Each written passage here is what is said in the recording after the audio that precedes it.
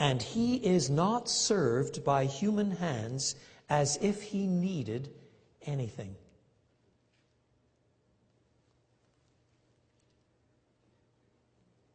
Isn't that remarkable? God doesn't need you. He certainly doesn't need me.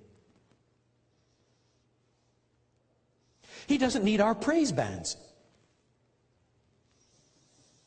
It's not as if God gets to Thursday afternoon and starts saying, "Oh boy, I can hardly wait till Sunday when they crack out those guitars again. Feeling pretty lonely. I need to be stroked up here." He doesn't need our worship. He doesn't need our money. He doesn't need us. He doesn't need anything.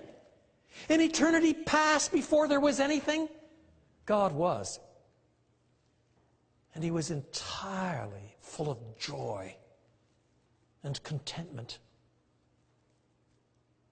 And even then, he was a loving God, because in the complexities of God's oneness, in categories we'll see in due course as this series goes on, the Father loved the Son. Oh, we'll come to those categories.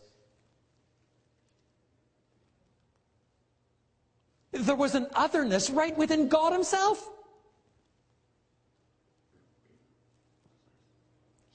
He didn't make us because he was lonely and thought, my job as God will be a little more palatable if I make an image bearer or two that strokes me once in a while. He doesn't need us. Now, don't misunderstand. That does not mean he does not respond to us. That he might not delight in us, that he might not be displeased with us. It doesn't mean any of those things. He does respond to us.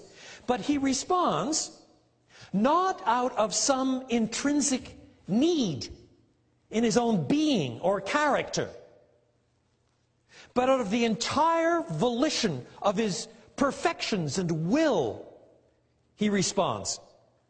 Not because he does not foresee the future, not because he has let things get out of control, not because he has abandoned his sovereignty, not because he is not sovereign, not because he's psychologically damaged, not because he needs something, but out of the perfections of all that he is, with all of his characteristics and attributes, he responds, always in line with all of his attributes all the time.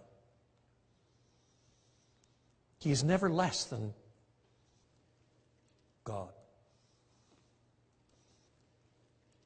Can you imagine how hard it was for Paul to get that point across to a bunch of sophisticated academics whose entire notion of religion was bound up with you scratch my back, I scratch your back? And then to make it even steeper, Paul adds another line. The God who made the world and everything in it is the Lord of heaven and earth, and does not live in temples built by hands, and he is not served by human hands as if he needed anything. Rather, he himself gives everyone life and breath and everything else. We need him.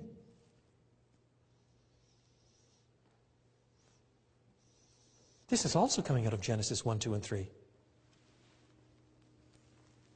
Life and breath and everything else. When the Lord Jesus was alive at the beginning of the first century, he taught that not a sparrow falls from the heavens without God's sanction. The very hairs of your head are numbered.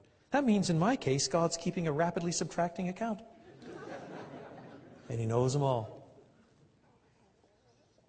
Even the disappearing ones. And every breath I draw is by his sanction. I'm dependent upon him, Paul reminds us, for life and breath and everything else. For food. For health. I am an utterly dependent creature. I'm not the creator.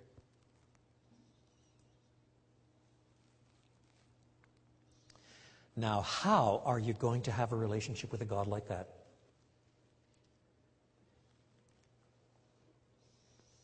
He's not just some mushy grandfather, and he's not distant. He's as sovereign as the deists want, but he's a lot more personal. And he's got no needs. You've got nothing to barter with. In fact, the only reason you're still alive is because he sanctions it. Last week, one of my friends teaches at a seminary in Dallas. A good man. Teacher of the New Testament, has written major books. Has 3 kids. One is a missionary in Siberia, one's a missionary in Russia, one's a missionary in Afghanistan. He was out jogging. He came home, lay down, and died.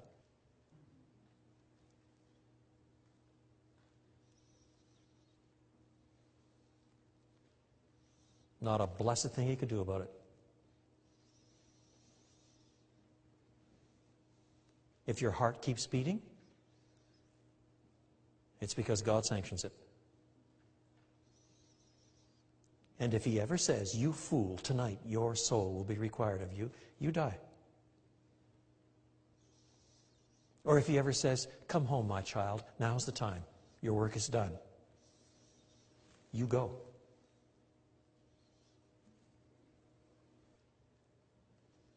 How are you going to barter with a God like that? God, I'll give you 10%.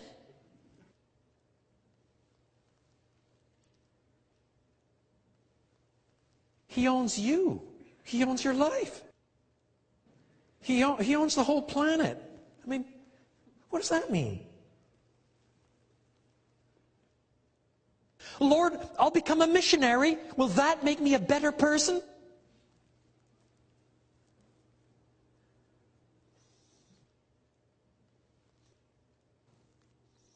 I'll become a deacon at church.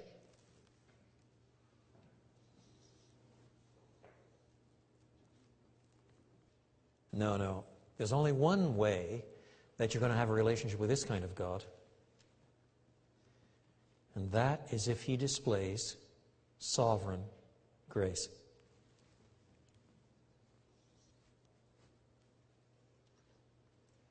Because he doesn't owe you anything. You and I are rebels. And we've got nothing to barter with.